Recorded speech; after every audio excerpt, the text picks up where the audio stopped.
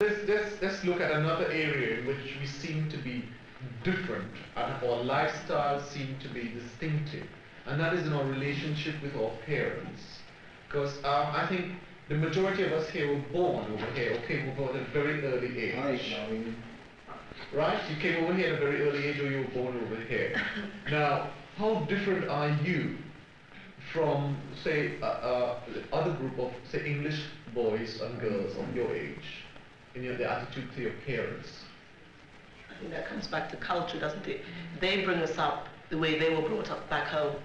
They're in this country, but they don't adhere to the standard of the country when it comes to bringing up children.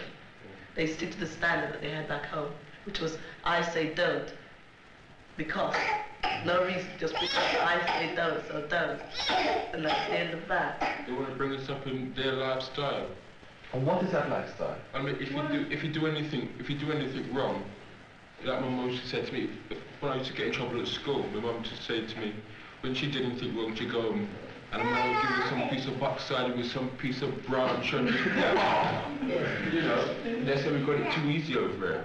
Yeah. But they don't seem to understand that that was the 30s and 40s, now this is the 60s and 70s, and life is completely different with the youngsters. Okay, Michael, you were born over here, and you lived all your life over here.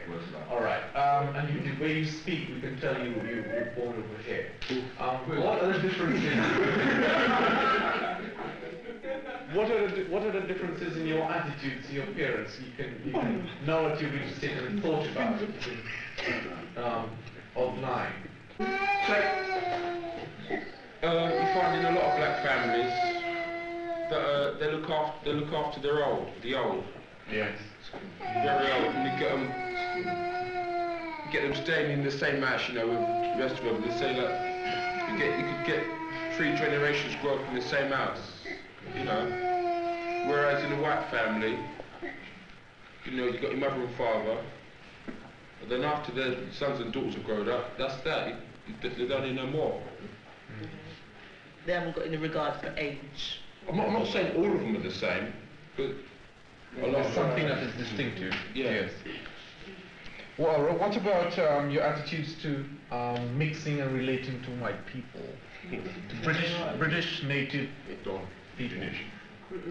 Well, I know that guys from Brixton, just most of them don't tend to mix with white people at all.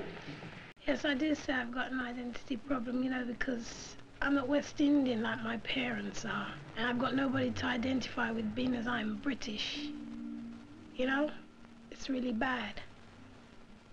Would you like being called British? No, I'm not British. It's not my fault that I was born in England. I don't identify as being British. I'm West Indian as far as I'm concerned. Why don't you like to be identified as British? Because British are white people. Yeah, I'm not white. Any other reasons?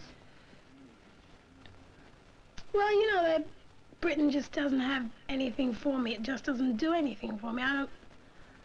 British means white to me. And I'm not white, I'm far from it. So, you know, I can't identify with it. But if this society was to make things better for blacks born here, would you identify with this society? No, I still wouldn't. I just wouldn't. I just don't want to be British. Would you say you've got an identity problem? Yeah. Because no man that was born in England, no black man that was born in England liked to be called British. Why not? Well, we've been brought over here and we're bottom of the table. We've been treated bad. And if a man asks me, was I born in England? If I am British, I'm not going to say yes. I'm not going to say, yeah, I come from that place that I've been treated bad in. So when people ask you where were you born, what do you say? I said I was born in the West Indies.